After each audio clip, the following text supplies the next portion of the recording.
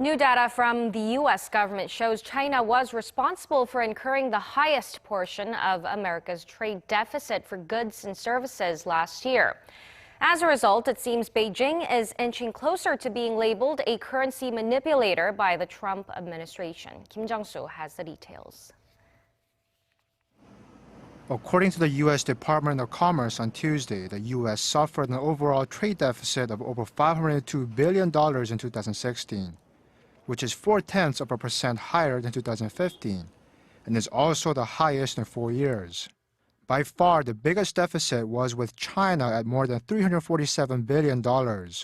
In a distant second was Japan at about $69 billion, followed by Germany at $64. Korea was in seventh at $27.7 billion.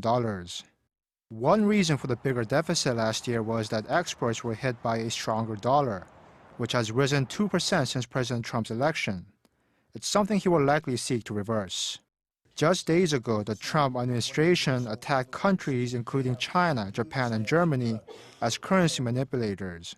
According to U.S. Treasury standards, a country can be considered a currency manipulator if it meets 3 criteria.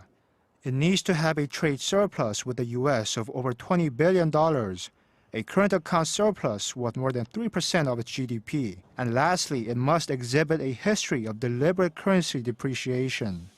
Last October, under President Obama, the U.S. Treasury Department put 6 countries, China, Germany, Japan, Korea, Taiwan, and Switzerland, on its preliminary watch list used to monitor unfair currency practices. Some pundits say the latest developments could mean the new administration won't wait until the Treasury Department releases its next foreign exchange report in April, but will go ahead and designate China as a currency manipulator to justify enacting trade retaliatory measures. In a statement last Friday, the Chinese government rejected the allegations made by President Trump. China has never used and will not use a currency war to seek advantage in trade or to raise its competitiveness in trade. From a long-term perspective, this is not beneficial to China. Korea is not safe from this perception either. It already meets 2 of Washington's criteria for a currency manipulator. But Seoul's Finance Minister Yoo Il-ho said last week that he will consider expanding imports of raw materials from the U.S., among other options to prevent it from meeting all 3. Jung-soo, Arirang News.